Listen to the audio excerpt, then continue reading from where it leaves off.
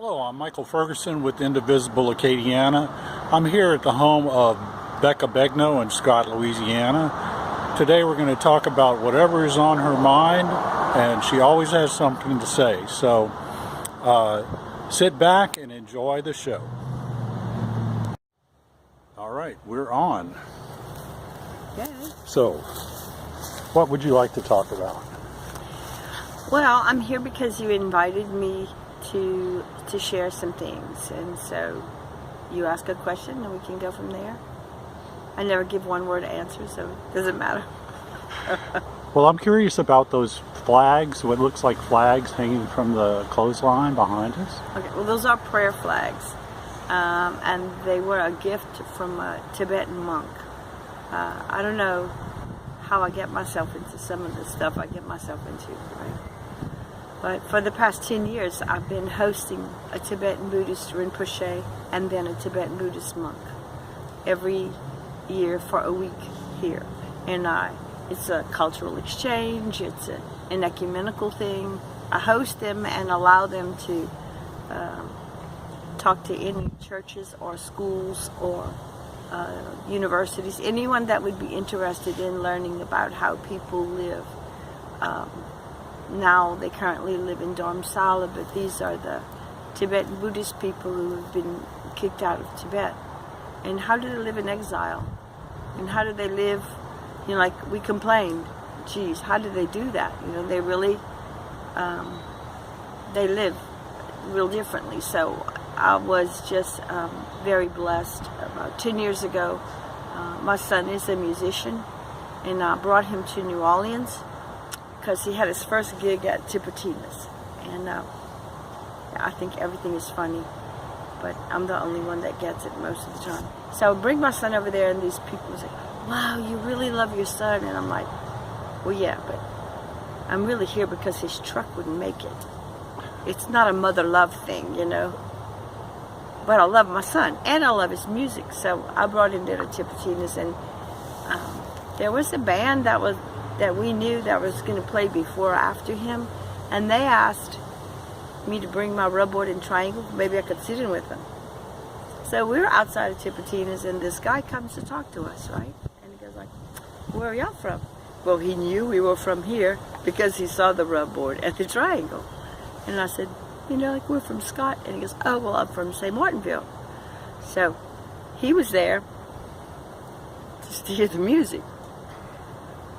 And he's telling me that he teaches at Tulane and that he brings these students to India to work with the Tibetan Buddhist people. And I'm like, wow.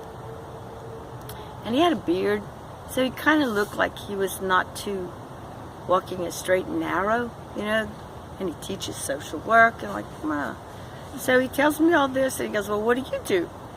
Well, depending on if I think you can understand or deal with what I do, I tell people I work for a home health agency, which makes me sound very nice. I take care of people in their home. Or I tell them I do healing work, which makes me sound very weird. Not necessarily. That scares some people. So I told him I did healing work. And he goes, oh, well, I have a Rinpoche, and he would like to go beyond New Orleans. Do you think you could help with that? I'm like, well, yeah. So that's how I became involved with the Tibetan Buddhist people and with hosting a monk for 10 years. I have no, I'm interested in everything, but there wasn't anything that called me. I just met this guy when my son played at Tipitina's, and that's been kind of marvelous. So they have these prayer flags that they put out. Like, you write your intention or you put your intention, and then as the wind blows it, the prayers circulate all over the world. It's kind of pretty simple, but pretty. So I have these Buddhist prayer flags that fly to the Catholic Church where I grew up. And, I don't see a conflict, but I always wondered, what am I doing? This Catholic Cajun woman with the Tibetan Buddhist once a year across from church. Well, I don't know. I'm being hospitable. I don't know that much about them. I didn't even know what is a Rinpoche. Do you know what that is? No. Well, it's a title, like, we have Monsignor or Archbishop. So a Rinpoche in their language, from what I understood, I didn't learn that much, is someone who is deemed to be precious, but also someone who is a reincarnation of someone else. So he is the first Rinpoche that came here was a funeral master. Okay, so in Tibet, their funerals consist of offering the body to the vultures. So they cut the body apart and go up on the mountain, and they have a ritual and a ceremony. It's very sacred, and they offer the body to whoever wants to eat it, basically vultures. And I asked him to give a presentation here, and he did, and it was for social workers, and it was about death and dying.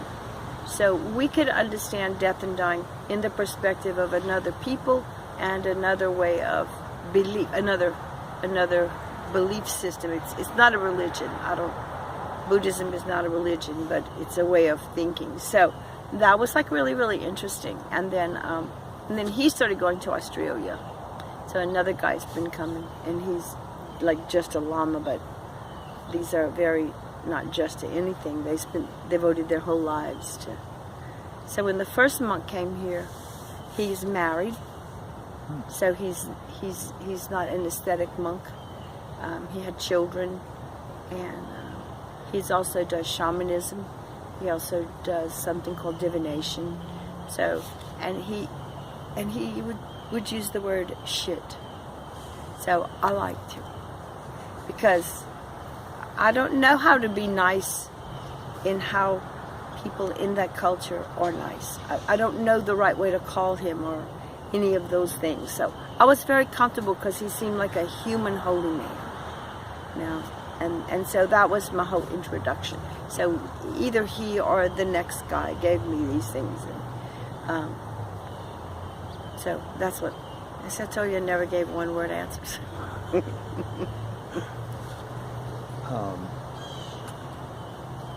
We had talked the other day about mental health. Do you believe there is a stigma, or is our healthcare system adequately providing services, do you believe? Or well,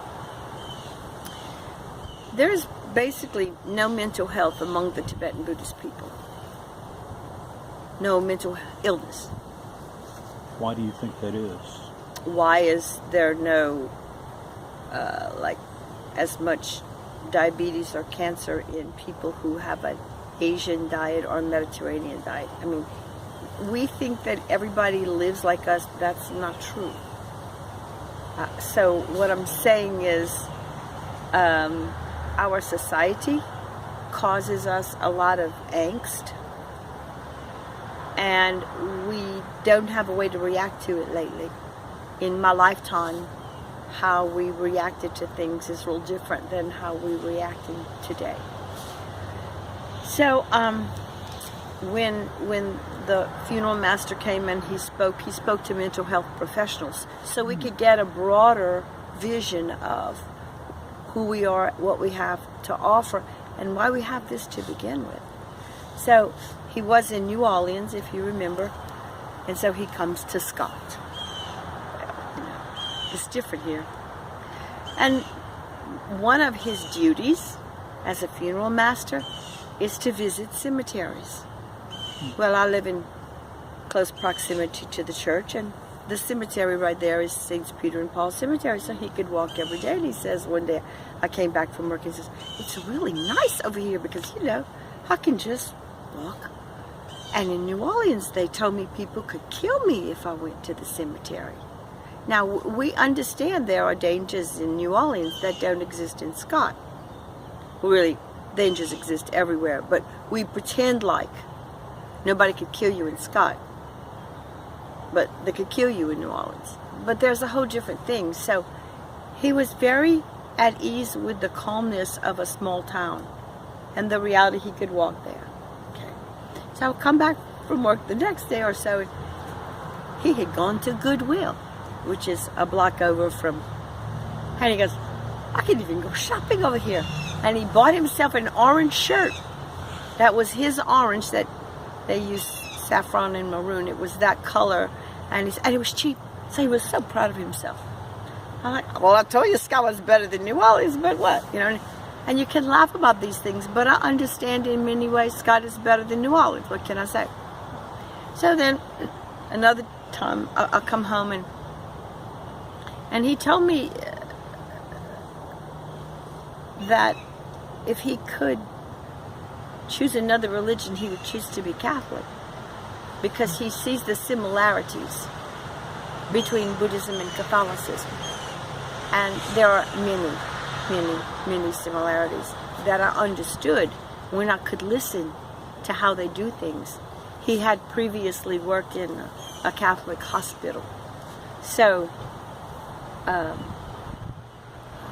not looking to convert. I'm not that good a Catholic.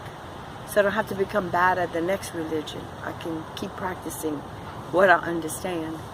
So if you ever look at the Buddhist rituals, and if you ever look at that, the beliefs are not that different. We don't have to be afraid. Do we have to censor ourselves from learning about other religions?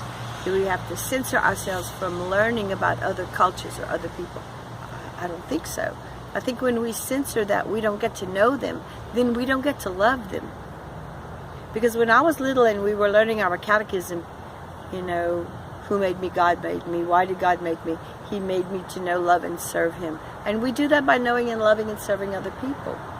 So if you really know people, I don't think you can really hate them.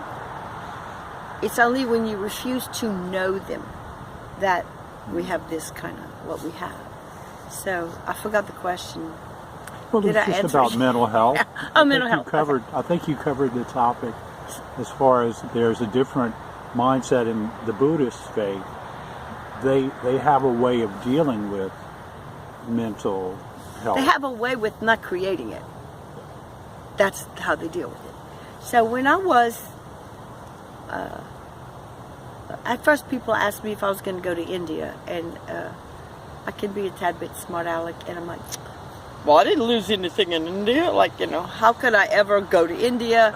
I can't afford to go to India. Are you kidding me? You know, people are helping me feed the monks when they were, I'm like, well, after a few years, it kind of got like, well, why not? Okay, so then ended up going to India last year. Not because it had ever been a dream, just because it just worked out, right? So in going to India, this man who had been my guest for 8 years was my guide. And the first man who came here for 2 years, I got to meet him and his family in his home. I mean, what a privilege for all of us, for me to see them where they live and have a greater understanding of where they come from. So when I was there, I got to meet a woman named Amma Ade, and she wrote a book at the encouragement of the Dalai Lama, because she survived 27 or 37 years in a Chinese prison. Okay? And if you make an effort to understand that everybody that had to flee Tibet and everything they have from Tibet, they had to cross over the Himalayas with all that stuff hidden, with people shooting at them, which would be the Chinese, and or the elements working against them. So one of the reasons they have sky burials there is the dirt's frozen most of the year. So they can't really dig, and it's rocky, it's mountainous. We don't have too much rocks. We have a mountain. If somebody hauls a load of dirt, you know, we don't have that. So how you take care of bodies is different in different places, you know. So that, the opportunity to see her and to see people working, and we were at one place which was it's a school to maintain their cultural arts. So there was some sewing, and there was something where they painted what we call icons. They have a painting that's very much iconography, in their culture, and everything is symbolic and it means something. So when you look at an icon, it's not about a word. That's an Orthodox. It comes from the Orthodox Church. You look at it and you don't even paint an icon. The artist draws that or writes that. It's not a piece of art. It's a writing. So you are recreating a prayer, a symbolic prayer. And so when you pray with an icon, you look at it, and you don't say anything. You are just one with it. That's a method of prayer. And they have that same art. And I can't think of the name of it right now. But it correlates to mine, so I only think of mine. But it's Tonka painting. So Tonka painting is something that's been handed down from generation to generation. And so they want to maintain Tonka painting. Just like we maintain iconography. It's a form of prayer. It's a symbol of an aspect of God, however you perceive God. Okay. So they did that. They did sewing. They did sculptures. And there were 4 things, 4 kinds. So the man who was taking us on a tour was I believe he said he was 37, 27. He was young. And someone asked, well, yeah, I came over. I had to ask my parents first. I'm thinking to myself, if one of my children said, Mom, can I cross over that mountain? And I hope I don't freeze to death, and I hope that the communists don't shoot me. Can I just leave home? And if he doesn't die, you may never see him again. I don't know what I would say. Kind of courage it takes to do that. So he's just like, oh yeah, I came over. Eventually they said yes, and I made it. And he's making it poof, no big deal. Do you know what kind of rights we'd have to talk about to even begin to tell a story about? We never had to do too much of that. So when Alma Ade got to speak to us, she wrote a book called The Voice That Remembers. And when she spoke with us on my trip, I got to meet her. How would you be in a communist prison for 37 years and not get tainted or bitter or... she's just happy. And when she spoke, I swear to God, she sounded like my grandma and her sisters, or like the old ladies. Oh! And she would just, her expressions, and she had these big long, we call them quets, some big long ponytails. And my grandma used to wrap hers around a bun. That's with the other. But at night they'd let them down, and at night my grandma would comb her hair. So I'm feeling like there's some grandma-ness in her of the grandmas that I had experienced growing up. And so someone asked her a question how did you deal with those people on a daily basis? Because they were hateful. Maybe not in their hearts, okay? Or are soldiers full of hate? No, but they go kill them. So these people were trained to hate these people. They were in prison. I just ignored them. That's the coolest thing. So it's in a way when she said that, what I understood inside of me is she never hated them for hating her. You get what I'm saying? They were doing their job, and I just ignored that. And it's not that they didn't kill a bunch of people. I have her book, and you can read all the details. But it's whoa, I want to be just like her because she doesn't have anything to heal from after she's hurt, which we all do. But the thing is, she doesn't let herself get hurt to begin with. So what happens if we decide to see perpetrators as people instead of as just them and us, and we can just ignore most of what they do we would have much less mental illness. So when I found out later that statistically they had none, this is kind of a new thing. They're now dealing with addiction and mental illness because they didn't have that's not part of their medicine, right? But now it's becoming part of them. Then I can understand how they were mentally healthy to begin with, because it was a loving and forgiving way to live. And it's wow, it was just way cool. in this country, we're not so loving and forgiving. It doesn't matter why. And I'm not trying to bash my country. Hello, I live here. Hello, I had mental illness. I was born into a family that had mental illness, you know. When I was 12, my father died from suicide. He had a brother that died from suicide before him, and their mother died in Pineville. So, I'm not like taking up a cause.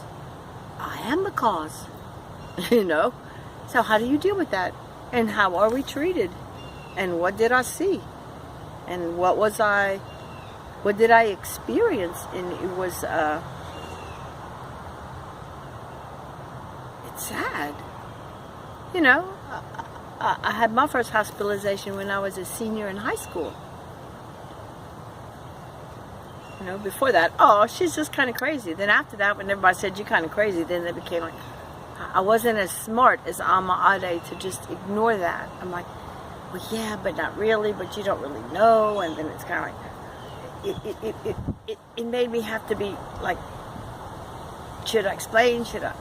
But it never felt good. If I could have been as smart as her, I could have just ignored that. But, you know, sometimes we get smart. By the time we get gray hair, we get smart. We're kind of stupid before that.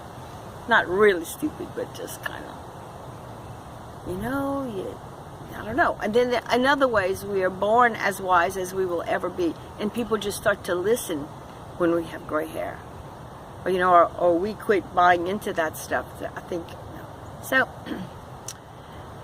that was my first hospitalization. I went to Mandeville rather than Pineville. I could either graduate from high school and take 2 courses because I had missed so much school I couldn't graduate, or I could repeat everything and then graduate a year later. Well, I opted to just take English and PE. At that time, PE was something we realized we all needed physical education. That's not a priority anymore in schools. So, I lost a lot of security as a human being. When they give you shock treatments, forgetting everything is a side effect of shock treatments, but that's not why they give it to you. They give it to you, I forgot the medical reason, but so then it was just, it made me as a human being lose whatever innocence I had, and then I was crazy. Well, yeah, I guess so. My daddy, you know, it became like big for me, but real. So you kind of like, you do what you have to do, okay? Then I got married, and I had some kids. I had some more hospitalizations. And in 1969, I had a nervous breakdown, because that was the word, okay? And at that time, they would over-medicate you, put you in the hospital, and then when you got out, they would take you off all the medicine till it happened again. So when I'm talking, you know, woo, it was bizarre, but, you know, so be it. Then in 1985, the same doctor that I had seen in my teenage years was my doctor, and I had a hospitalization here in Lafayette, and he diagnosed me, and I became bipolar, and that just seemed really cool, right? Like, and it wasn't cool, you know, it has since become chic to become bipolar, but it was good for me because I had a diagnosis and I had medicine I could take, and there was some kind of theories about all of this. So it gave me something to work for. And a year later, my marriage ended. Now, all of my life I thought my marriage ended because I had mental illness. But the reality is that he had gotten another woman pregnant. So I don't take all the blame like I used to. You know, I'm not as couillon as I was. Like, it was a two-way street. It wasn't easy to live with me, but it doesn't give you free reign to do all of that either. So, again, that's a whole... So, in 86, I got a divorce. And then I had to move back here with my mom because I didn't have time to invest in a career or get a real big education when you're doing this. It sort of leaves you, I don't know, like the rug gets pulled out from under you every once in a while. I got to start all over again, you know? So then when I came here and I had a diagnosis, then I started doing advocacy work, and I helped to create, or to begin, not create, a support group for people who were bipolar. Because you know how AA works? AA is like so marvelous, and it's honest, and it's pure, and it's spirituality. And then you get together and you have meetings. Well, if you're sober, you can lead a meeting. If you're not sober, probably you don't go, I don't know, too much. But if you're real high or real low and you have bipolar, you can't lead a meeting. You're either too depressed to function, or you're too high to communicate, or because there are poles to that illness. That's why they call it bipolar affective disorder. But because that's supposed to be more civil sounding than manic or depressed. Like, really, it's the same thing. Instead of being nice to the people that have this, we just talk about them in ways that are neutral. But you take what you can get. So I did that. I helped to create support groups, and I did some advocacy work, and I served on a committee for people with disabilities. And mental illness is a disability, contrary to popular belief. It's not a curse. And I did that for 2 reasons. Well, 3 reasons. I had 3 children, right? And if they ever had trouble, I wanted them to see or know or feel that they could get out of it, that they could get help. That, I was 12 when my father took his life. And that was like, ooh, it was difficult. Okay, so where do you go for comfort? Okay, my church at the time is still my church today. He couldn't be passed through my church because he had committed murder. Now, I'm a kid, I'm 12. And I thought we weren't supposed to judge. But my dad was so judged, he couldn't be passed in that church. But I knew that was wrong, but it didn't make me mad at the church. It's just kind of, it didn't make sense. It was wrong, but I couldn't know how wrong, whatever. So, the priest can't too much counsel you this is a given, so I didn't go to. So then I can't talk to family either, because when you die from suicide, people don't talk about you anymore. And that's not because the church says. We tend to blame all our cultural and social issues on what the local church does, but they actually are a reflection of how we live as people. So I got really close to one of my first cousins in our old age. And I said, nobody talked about Daddy after he died. He was my first cousin. He goes, wow, that's true. His father had 2 brothers who took their own lives. Never talked about him.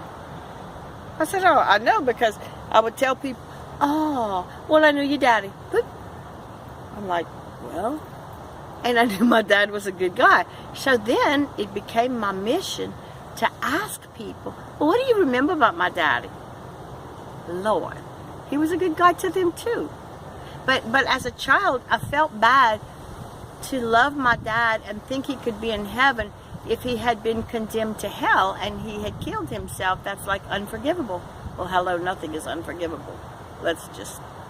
So it was weird. So I kind of did my own. I didn't know what I was doing, but I just wanted to make sure it wasn't me who loved my daddy. He could do no wrong. But that's not true, because he killed himself, and that's pretty wrong. And that didn't you just love me enough to hang around?